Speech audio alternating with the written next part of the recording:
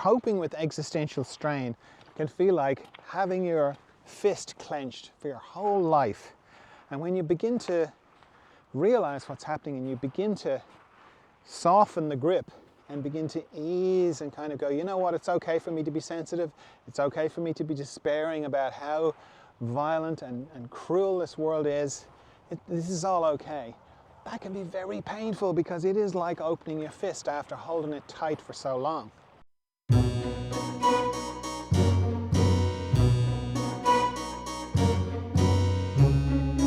Hello friend, John Dalton here, Further Emergence podcast, where we go into love, consciousness and the mystery. And in this episode we're going into crossing the spiritual desert, betrayal and orientation, enlightenment, the higher self, and existential strain. Okay, this person says, "Hi John, I watched your video on crossing the desert." They're talking about the spiritual desert there. "How long is this supposed to last? Because honestly, it's brutal. I don't see the point. It feels like God has it out for me. Thanks for what you do." So the spiritual the desert they're talking about is where you're doing all the things that you think you should do. You're willing to look into your shadow and all that kind of stuff. You're very interested in consciousness, but you just don't feel like you're making any progress. And you just feel like there can be a lot of feelings of despair and sadness and just like, what's the point? And it can just seem to go on for a long time. And unfortunately, there's no like, oh, well, this is how long crossing the desert takes. Like for myself, I've had it last hours, I've had it last days, I've had it last weeks, and I've had it last years. Just depends on what bit of the desert you're crossing. So it's, I can understand why you feel like God has it in for you, because you can sort of feel like, well, I'm doing all the right things. I'm meditating, I'm willing to look at myself, but it's not changing. But the thing is, I don't think of things in terms of God. I think of them in terms of the mystery, because it is a mystery to me, and God seems a bit like certain, like, oh yeah, I know what that's all about. I haven't a clue. But it feels to me like the mystery, that's one of the things we kind of personify this idea of God. It's one of the reasons I don't like the idea of God, because it's easy to kind of just get into your parent issues, like, oh, mommy and daddy are punishing me.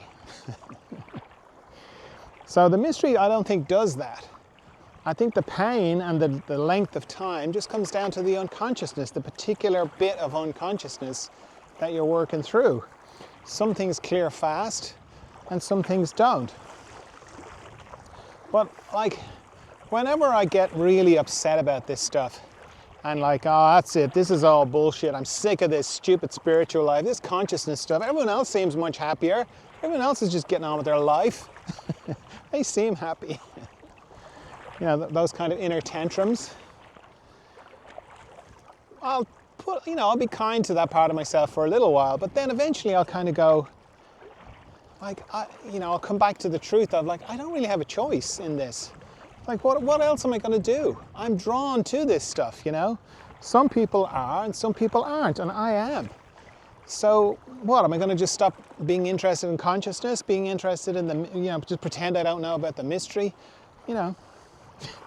So that generally calms me down a bit, because it's like, what are you going to do? What else are you going to do? And what else are you going to do with this life, Except, clear as much of your unconsciousness as you can.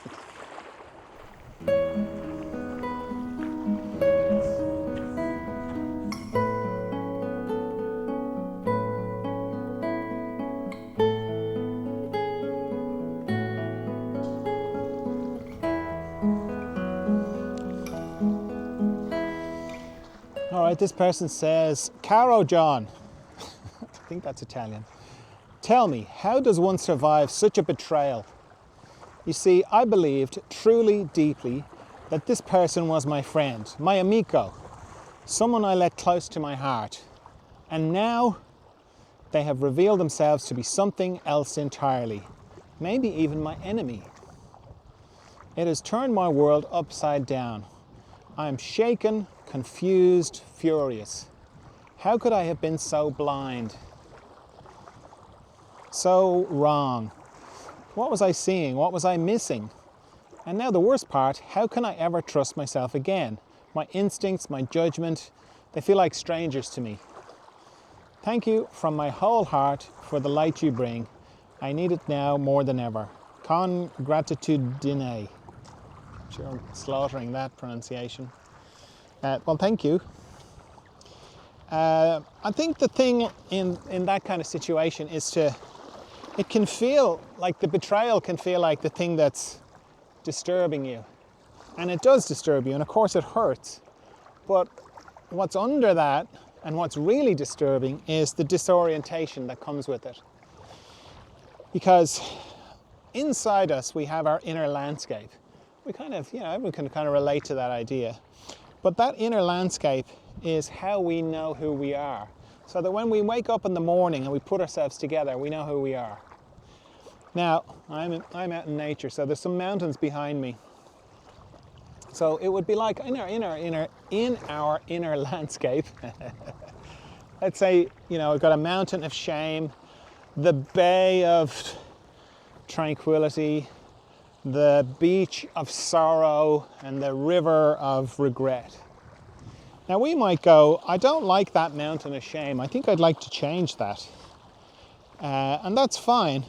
But it's almost like there's two things in operation.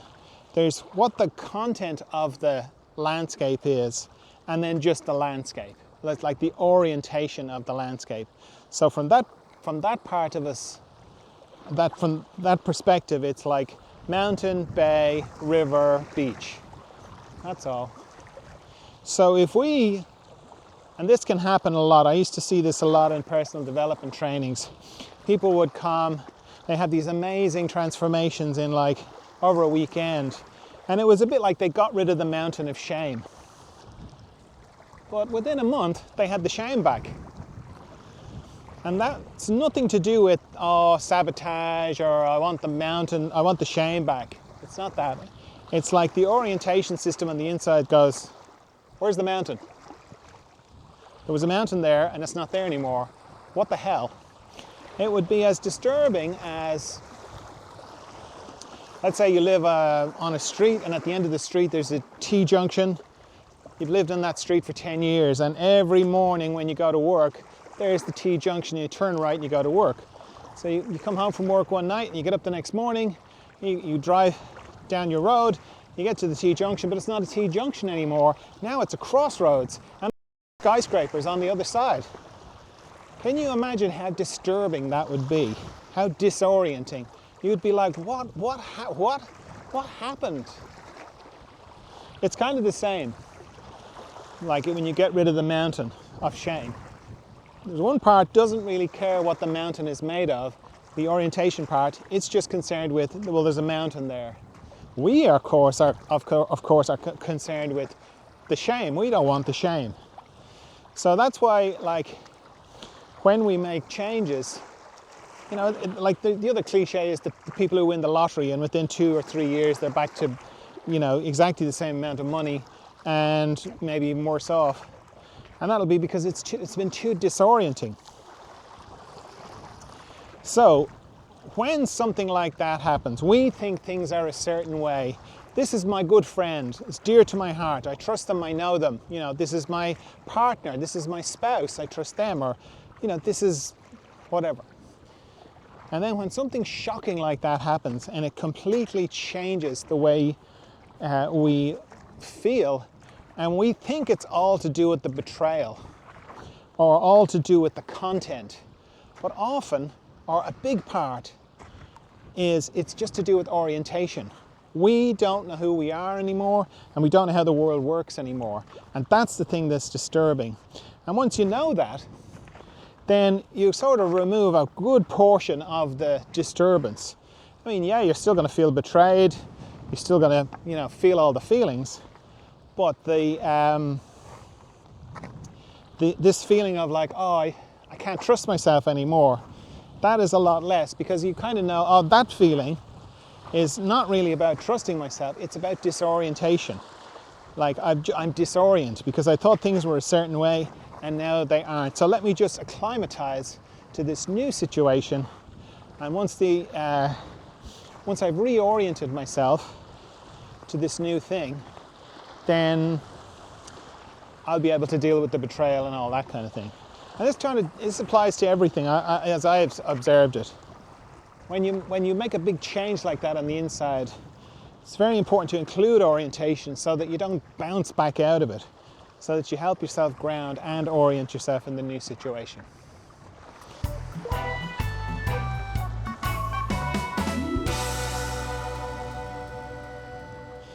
Okay, this person says, "Hey John, so I've been diving into the whole enlightenment vibe lately.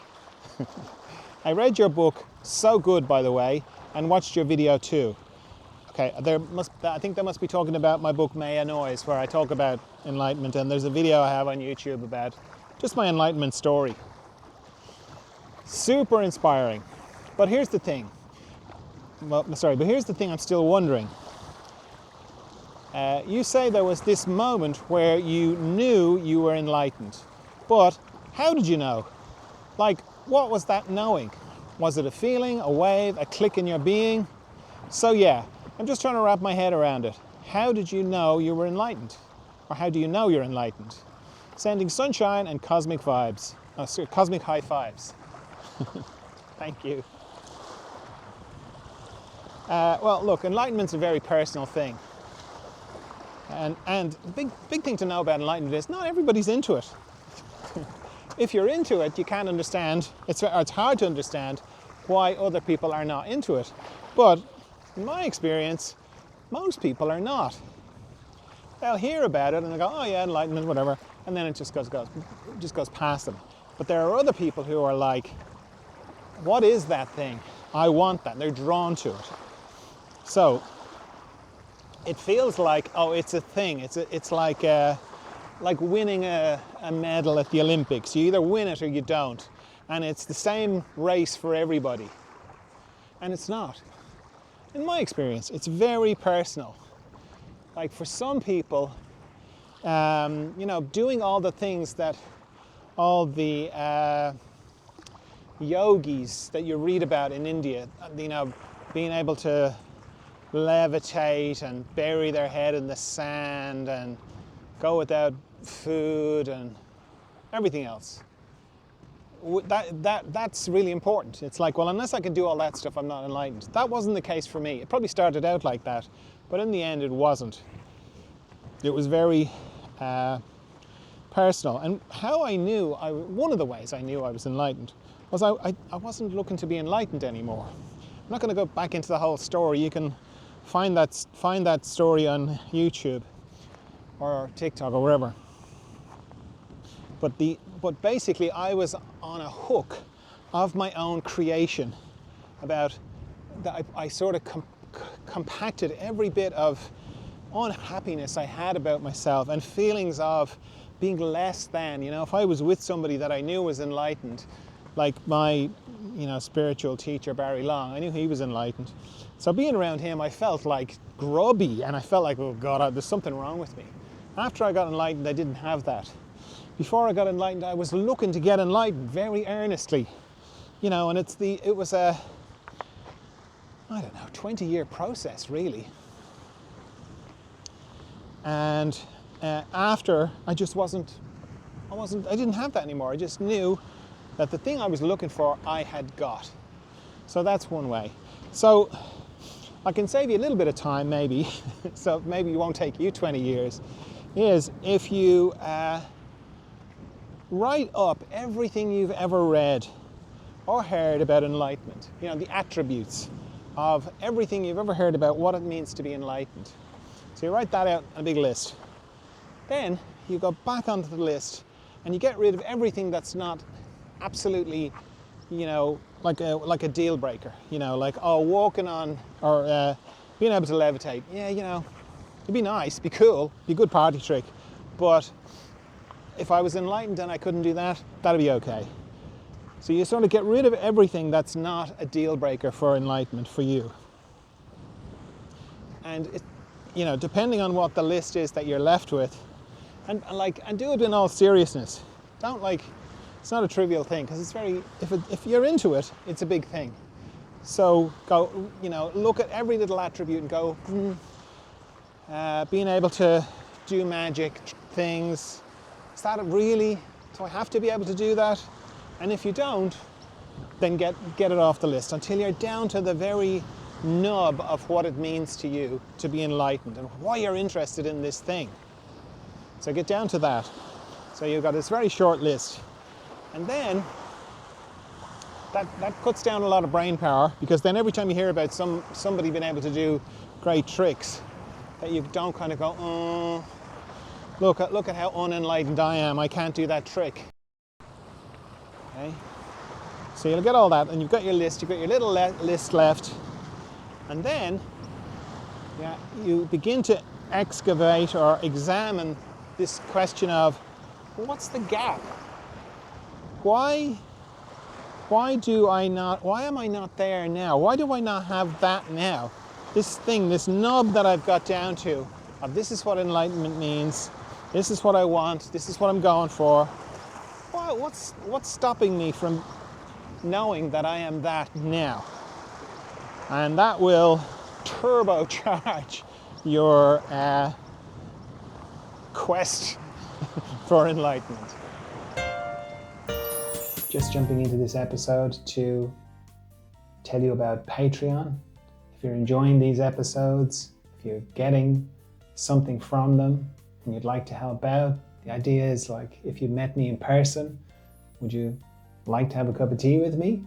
Well, you can, at least the tea part at least, because for roughly around the price of a cup of tea, depending on where you are in the world, you can help. You can help with these podcasts on Patreon. So I'd really appreciate it if you did. And thank you if you're already supporting me on Patreon. And if you want to, it's just Patreon.com/John Dalton Podcasts. And it would mean a lot to me. Thanks very much. Okay, somebody sent me this as a direct message on TikTok. And they say, "Dear John, I hope you will forgive the forwardness of this message. It's not the sort of thing I would usually write, particularly not on something as facile as TikTok.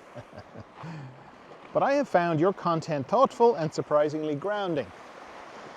For some time now, I have felt rather disconnected from what I can only call my higher self. It has left me with a persistent sense of aimlessness and at times a feeling that life lacks real meaning. If it's not too much trouble, could you offer any advice on how to reconnect with it? With thanks." Higher self. I'm not a big fan, as I've said before, of hierarchy. And the idea of higher self, you can't have higher self without having lower self. And it's that thing of my stupid old lower self and my wonderful higher self that I fail to connect with on a regular basis. So in my experience, there are lots of different parts of ourselves on the inside. Some parts are more conscious than others, but there shouldn't be, should. For myself, don't tolerate any hierarchy. All parts are equal. No part is better than the other. And I have compassion for them all. And they all have unconsciousness. Even the very conscious parts have unconsciousness. So I've found that the idea of a higher self, it's tricky because it separates you on the inside and it creates a hierarchy. And it's soupy and black in there. It is very hard to know what is real and what isn't real. What am I just imagining something or not? So if you feel like you're getting a message from your higher self, maybe you're not. Maybe that's just some sort of cognitive bias you have, and you just want to hear. You just want to hear what you think your higher self's telling you. And we've all done that. Whereas if you have this nice sense of, okay, I've got all these different parts. Some parts are very conscious and they're further back. They're much deeper into the mystery. The frontal part, the part that has to deal with the postman and, deal with the gas bill and talk to people and make videos, that part is the least conscious part of me anyway. And yet it has to do everything. It's the interface between me and existence. So how could I not have compassion for that part? Because it's doing its best with very limited perspective. Whereas the deeper parts, they've got more perspective. But they also have unconsciousness, so they can make mistakes too. And when they make a mistake, they fall to pieces because they're not used to it. Because most of the time they're not up against their unconsciousness, where the frontal part, all the time it's like I'm discovering, I'll snap at somebody and I'll go, oh God, what did that happen? They triggered something in me, let me look at that. It goes on all the time. So the other thing about a higher self is it leaves you, there are loads of psychic entities floating around in the psychic world who would just love to pretend to be your higher self and love to give you lots of wisdom, and in the psychic world you've got the friendly entities and you've got the unfriendly entities. They're all facing the wrong way, they're all avoiding the mystery, and they're not really going to help you because you can get everything that you need from the mystery. So the idea of a higher self, you kind of leave yourself open to something sitting beside you whispering in your ear, telling you all this great stuff. And it is great stuff because they're deeper than existence, so they're in a deeper reality. But ultimately the mystery is better because it's the power behind everything. So I would let go of the idea of a higher self. That'd be my suggestion. And then you can deal with what's going on. And it sounds like what's going on is you had a period where you had a feeling of being connected with the deeper parts of you.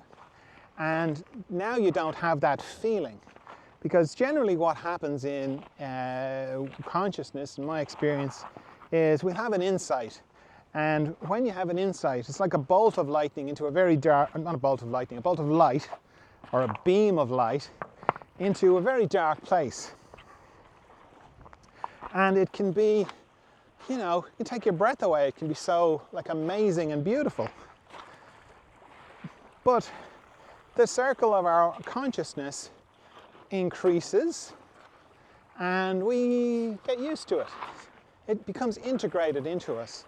And we don't have the feeling anymore. We have the knowledge of the insight, but we don't have the feeling. Like feelings come and go. It's like the feeling of love. It's a good one because people get very hung up on this whole thing of oh, I don't feel it anymore. Well, the feeling of love comes and goes. But if you love somebody, doesn't matter who it is, your partner, your child, they can annoy you. We can all be so annoying. So they can annoy you, they can, do something, then you feel very hurt about it, and you can be very upset. But if somebody said to you, well, do you not love them anymore? And you go, no, of course I love them, they're just driving me nuts. So love is a knowledge, and then the feeling of love goes up and down. And it's the same with this feeling of being connected to the deeper self. And, I can really feel that my life has meaning. Now, when you don't have that feeling, that doesn't mean that your life doesn't have any meaning anymore. It just means you don't have the feeling. But the knowledge is there if you let go of the idea of the feeling and go, well, if you come right into, that's why meditation is so great. Because in meditation, you come into the wonder of being alive, breathing, having a body, being able to have sensation, to see things, just to be able to see things.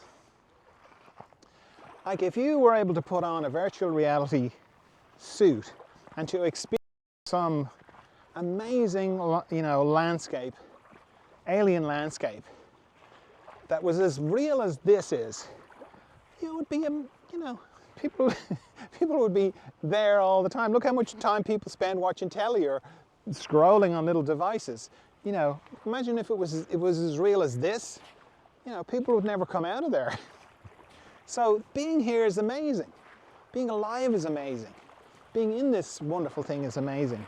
So if your life feels like it doesn't have any meaning, that could be part of crossing the desert, or you just have to sort of stay with it and go, well, I know my life has meaning, I'm just not feeling it at the moment. And I don't know what the next thing to do is. I don't know if I have to do anything. You just have to stay with that as much as you can. And look at, well, how is the mystery expressing itself? Outside me? Inside me? What's the mystery up to? How can I be in tune with it? These are the sort of things I ask myself all the time. So yeah, I would encourage you to let go of the higher self and love all the different parts, or be compassionate to all the different parts, the conscious parts and the not so conscious parts, and breathe, take the next step, and before you know it, things will have changed a bit.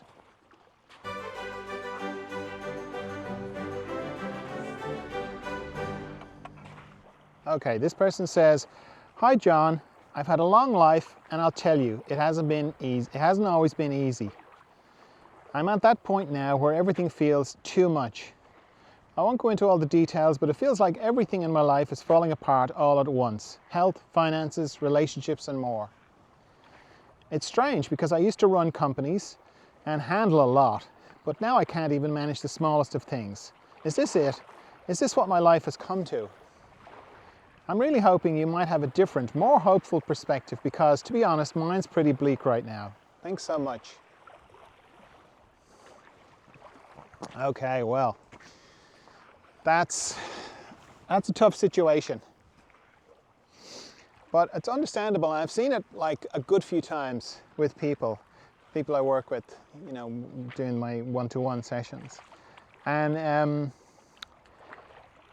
it comes down to, I think it's Krishnamurti, he's got that famous quote, pops up on social media all the time, of it's no measure of health, mental health, to be well adjusted in a very maladjusted society, or something along those lines.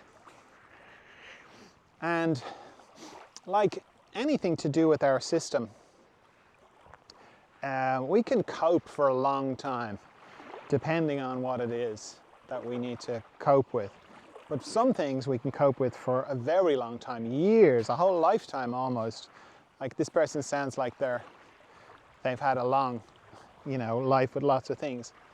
And like we can cope for a while, and then our system starts to break down. And that's what this sounds like. And what the person's coping with is what I've kind of come to think of and relate to as existential strain. And what that is, if, like to use a metaphor, of heaven or whatever, or where we are before birth, right? And it's like we're reading the brochure on having a life on earth and we go, oh, this sounds great. Oh, look at all the stuff I can do and how real it's going to feel and the adventures I'm going to have. Oh yeah, this is great. And so we're born. And at some point when we realize what's happening, we're in a little body, that we can't work, that we are reliant on people who are obviously dealing with a lot of issues, and we're relying on them for comfort and love and food, and they could just drop the ball and we would be destroyed. And that's kind of terrifying. And the feeling of like, this place is not what it said in the brochure. I don't want to be here. I've made a terrible mistake. How am I going to survive? And we come up with all sorts of coping strategies to survive. And one of them is we just suppress all that, And particularly if you're configured in a particular way, if you're sensitive, like the world can be a very disturbing place. It can seem very violent and brutal and very hard to deal with and very unloving. And the discrepancy between how we feel on the inside and how the world is on the outside can be so great that it can be overwhelming. So we just do what we can. We just sort of push all that down just so we can get on and survive and cope. And that works for a while. It maybe could work for like 60 or 70 years. But eventually, the denial of our own true nature becomes too much and we just start to fall apart. And, you know, coping with existential strain can feel like having your fist clenched for your whole life. And when you begin to realize what's happening and you begin to soften the grip and begin to ease and kind of go, you know what, it's okay for me to be sensitive. It's okay for me to be despairing about how violent and cruel this world is. This is all okay. That can be very painful because it is like opening your fist after holding it tight for so long. So it's one of the ways we cope is we make ourselves wrong. We go, oh, the world is terrible, but everybody else seems to be just functioning. They don't seem to have a problem with it like I do. So let me just make myself wrong because I can kind of deal with myself. If it's just between me and me, it's not so terrifying. If I have to really face how despairing this place makes me feel all the time, yeah, that's going to be too much. So we make it like it's our fault. And then we just go along like that for years. So eventually when it starts to break down, the deeper part goes, you know what, you're going to have to revise that decision. You're going to have to revise that way of thinking about yourself because it's not about you, or you're not wrong. It is that bad. But when you get to that point, you've got the maturity to be able to face it and kind of see it for what it is in a kindly light. So it's very difficult. I completely understand how hard it is. I know how painful it is. But if you can think of it in terms of that, of like, it's like system failure because you've been coping for so long and now you're facing it and it'll be okay.